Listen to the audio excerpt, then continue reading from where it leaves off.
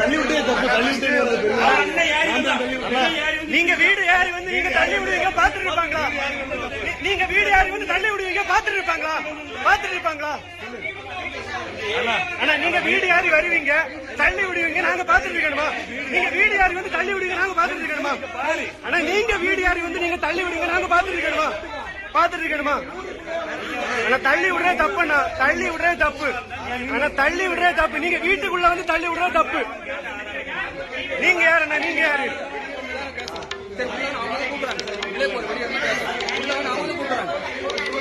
தேவையில்லாம வீடு யாரு வந்து இப்படி எல்லாம் பிரச்சனை பண்றது தப்பு. சரியாண்ணா? யாரா இருந்தாலும் தப்பு தான். வீட்டுக்குள்ள வந்து பிரச்சனை பண்ணுவீங்க பாத்துட்டு இருக்கணுமா?